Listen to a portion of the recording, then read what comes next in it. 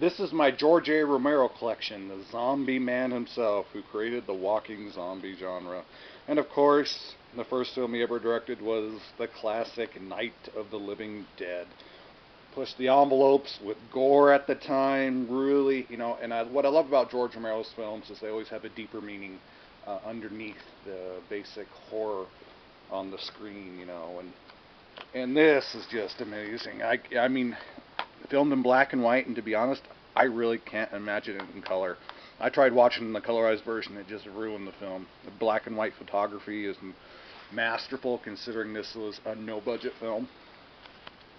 And right away, he was catapulted to a director to be reckoned with. And everyone's pretty much seen this film. I can't compliment it enough. And George Romero, after the success of Night of the Living Dead, didn't want to be typecasted as a horror director. So he followed it up with a romantic comedy that is a bonus on this film called There's Always Vanilla. It was considered the lost Romero film for a long time, and to be honest, I can see why. Even he doesn't like the film. It's just a disaster. It's just a complete disaster, messy, and it's nice to finally see it. His lost film, but definitely his weakest film that I have ever seen. And then, of course, he returned more to the horror genre after that with Season of the Witch, better known. That was a video title release of it. It was released in theaters as Jack's Wife and Hungry Wives. And this is just based. I remember when I saw this when I was younger, I was really disappointed. It's just about a bored housewife whose husband is career driven. She starts dabbling in witchcraft out of boredom. There's really no real horror in it. There's a really cool dream sequence with this thing wearing a devil mask chasing her, but that's about it. Again, a really disappointing Romero film. It touches on some deeper meanings, but overall, it's a failure. Then he returned to with a really underrated film, recently remade, The Crazies. Now, this is back to the Romero I know. Uh, a disease is going around a small town and making people go crazy and killing other people. And again, deeper Romero meanings that we love, and highly underrated. The thing that hurts this film is our lead actors. They're not that great of actors, so you didn't really get to know their characters as well as you do as like in Night of the Living Dead or Dawn of the Dead. But otherwise, still a great Romero film. Then, of course, Martin, George Romero's personal favorite film. Um, this is a lot of drama. It's kind of a pseudo-vampire film. It's about a disturbed young kid who was brought up believing that his family believed he was a vampire. And is he really a vampire, or is it just all in his head? And kind of a cool psychological drama, too. I was really impressed with this movie. So not really different from his zombie films. So fans going into this expecting like a bloodbath vampire movie, it's not going to be it. But otherwise, a terrific film.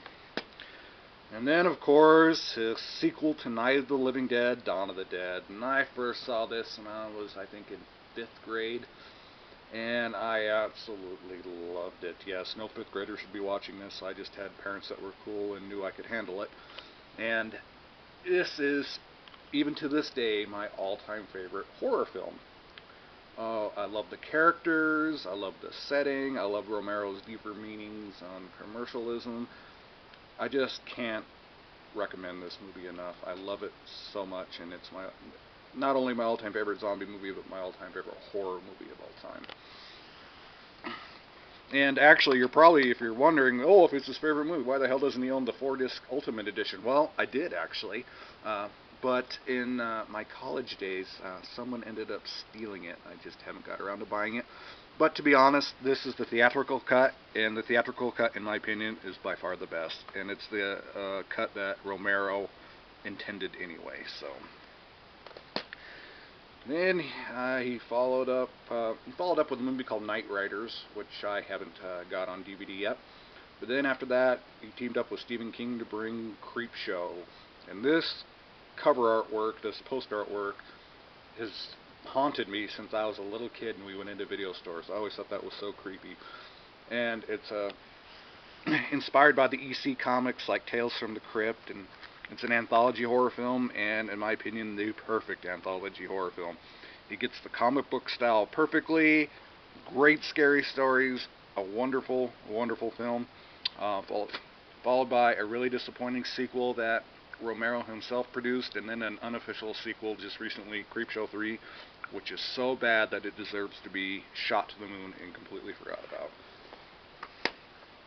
And then in 1985, we got the third in his trilogy, his zombie trilogy at the time, Day of the Dead. And everyone crapped on this movie when it was released, and now finally, after all this time, people are finally respecting this film for what it is. Another terrific zombie film, really highly gory with great Tom Savini special effects and the trademark George A. Romero deeper meanings to the subject matter. I love this movie. And I remember when I first bought this on VHS, there was nothing else I wanted more. Just such a fantastic film. Then after that, Romero, he directed like Monkey Shines, and he did a film with Dario Argento, Two Evil Eyes, and then The Dark Half. But like The Dark Half I found to be a passable Stephen King adaptation. I'll get it eventually. And same with Monkey Shines. I thought it very passable. I just haven't got around to getting it on DVD yet. Then we have Land of the Dead, the fourth entry into his zombie franchise, what he calls the Dead series. And I really like this film. I remember when this first was announced coming out, I was so excited. I'm like, finally, after all this time, he finally gets funding to make his fourth zombie film, and I was not disappointed. A lot of people were, but I think they just set their sights too high, and you know, I didn't, and you know what? I really love this movie. I didn't like it as good as his first three entries, but I still found it to be an excellent Romero zombie film. Then his zombie series after this starts to drop off. Then he made Diary of the Dead. I didn't like the handheld camera style of it, but it's not a horrible movie by any means, but it was disappointing. And then, Survival of the Dead. This was highly disappointing. His sixth and final entry so far. I really tried to like this movie, but I just can't. And Romero, I guess it's time to finally give this series up and call it an end. But that's it for my Romero series films. I definitely need to get some more of his on DVD, and I eventually will, but that's it for now.